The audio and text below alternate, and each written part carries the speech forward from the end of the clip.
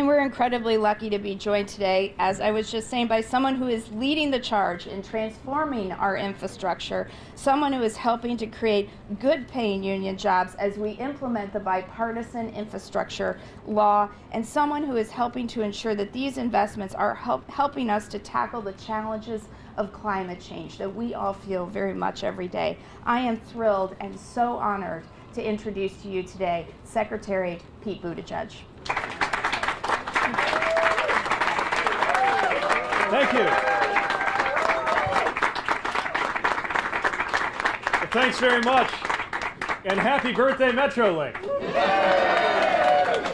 It's great to be here with you to mark that, and we're here because as an administration and as a department, we believe in public transit. We recognize the importance of transit for making it possible for people to get through daily life, for being part of the solution to climate, for being part of how we can bring greater equity to transportation, getting people to where they need to be regardless of where they live. And I know everybody up here believes in the same. So I want to thank Toby Roach, and I want to thank the whole team. Importantly, all of the operators, the mechanics we just met at the facility, everybody who makes this possible. They don't even have the option of coming in on Zoom. They've been here every day through the worst days of COVID. We're so thankful. I want to thank Representative Budzinski, who has immediately established herself as not just a hardworking but an effective representative for this district in the United States Congress and a partner to this administration in delivering this infrastructure decade that we are launching right now. Thanks very much.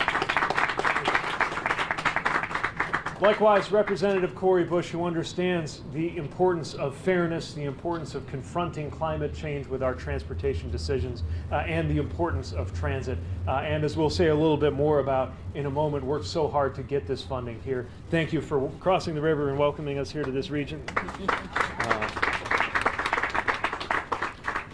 Senator Durbin, who, as you know, is not just a giant in Illinois, but one of the towering leaders of the United States Senate, without whom we wouldn't be here at the outset of an infrastructure decade. He is proud of East St. Louis. I know East St. Louis is very proud of him, and you should be. We're so thankful to be able to work with him.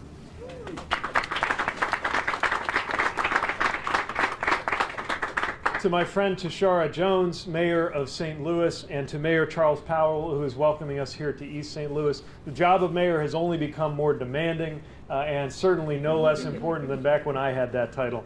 And you are wearing it well and doing such important work. So thanks for everything you do. We hope to be a wind at your back.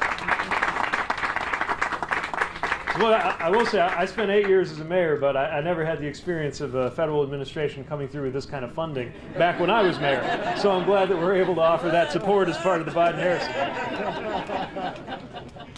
We're here because we know how much transit means to people, and we know that this community has been through a lot. I'll never forget what it was like when I woke up in the middle of the night, hearing one of those 20-minute downpours that we're used to here in the Midwest. And then hearing it go on for an hour and a second hour and a third hour. And by 3 a.m., we were activating the Emergency Operations Center of our city for the first time in a while, confronting what would come to be called a 1,000-year flood. And then 18 months later, we had another one. And I know that this community went through something similar.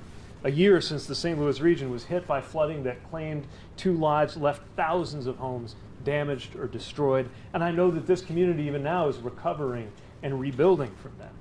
And when disasters like that hit, they don't just damage homes or affect lives and livelihoods, but also infrastructure that we all count on. They wash away roads or bridges or impact transit systems that we count on every day. And it's in that immediate aftermath of a disaster that first responders are relying on that very infrastructure to reach people in need. And then in the months and the years that follow, communities rely on that infrastructure to get back to work and begin recovering and getting back to normal life. So I want you to know that the entire Biden-Harris administration, the Department of Transportation, and, as you have seen, our partners in Congress are here to support that every step of the way. Last December, Senator Durbin and Representative Bush helped lead the way in Congress to pass legislation to ensure communities like East St. Louis would have the funding that they need to rebuild. And that's why today we're pleased to announce that we are awarding nearly $28 million from that funding to the St. Louis metro area to do just that.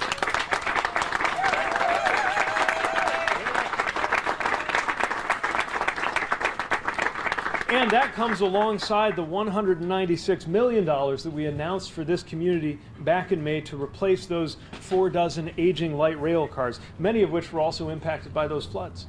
And so it's fitting that we're here to make this announcement and celebrate that historic funding, given that this is the 30th anniversary of this important community asset. Because now you will have newer, safer, faster trains to get you around the community for many years to come. And I should mention that that funding came by way of President Biden's historic infrastructure law, which we are now smack in the middle of mobilizing and getting those dollars out to communities. Now, both of those awards, we're competing with the rush hour here. Look, those awards, you should know, were each some of the largest projects we funded within the respective programs it came from. And we're proud to deliver that much needed investment because we see a community ready to put it to good use. We have to note that these so-called once in a millennium or once in a century events are happening more and more often. In fact, a few weeks ago, we were looking at a once in a century storm in Vermont, which happens to be the second one that they've seen in 12 years. And as I mentioned, when I was mayor of South Bend, we saw 2 such events 2 years apart. Feels like every week we are hearing about a new flood or storm or wildfire or heat wave or drought or other extreme event in America. And since we are seeing this with our own eyes, we know as leaders our duty includes doing something about it. In terms of our transportation work, that means supporting recovery and rebuilding efforts, and it means ensuring that our infrastructure is built to withstand the extreme weather that we know is coming more frequently and lasting longer. Now, the funding we're announcing today will help 17 communities in 8 states and territories rebuild and repair their transit systems. In New York, it's rehabilitating the New York City 57th Street substation damaged during Hurricane Ida. It means repairing vehicles and replacing a transit center in Kentucky, which was hit hard by severe storms and landslides last summer. In Puerto Rico, it means helping a major railway network and rebuilding from the catastrophic damage of Hurricanes Maria and Isaias. But it's not just about recovering after a disaster, it's about preventing that damage from getting worse in the future. In April, through President Biden's historic infrastructure law, we opened applications for the first round of a new program designed to make our highways, transit, port, and rail systems more resilient in the face of that extreme weather that we know is coming. Because the simple reality is that disasters like what this community has faced will happen more and more often. But the good news is transportation doesn't have to just be a casualty of climate change. It can be a big, big part of the solution. And when we strengthen public transit, that's part of that solution. Even if you don't use transit, you benefit from the people who do because it means there's fewer cars on the road and less traffic. And when we improve road safety, it means it's easier for people to choose to walk and bike. When we build EV chargers, and when we make sure they are equitably available and distributed, that makes it possible for drivers in every part of the country to get around. And all of these efforts mean cleaner air, lower emissions, and a new generation of good-paying jobs. So as East St. Louis and communities all around this region and around this country are continuing to rebuild and recover, we want you to know that we are with you every step of the way. We understand the power of good transportation policy, not just for transportation geeks like us who are excited about this stuff all day and every day, but for people who shouldn't have to think that much about transportation.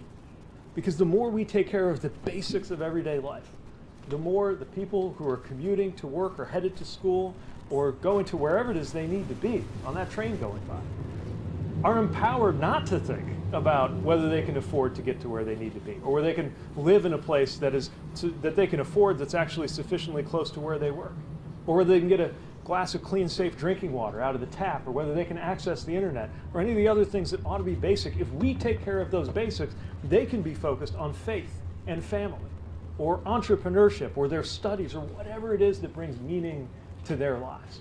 We worry about these things so that others don't have to. That is public service, and that is what the leaders here have been making possible for the people who live in this region. We are here with you. We admire that spirit, and we'll be with you for years to come. Thanks very much for the warm welcome.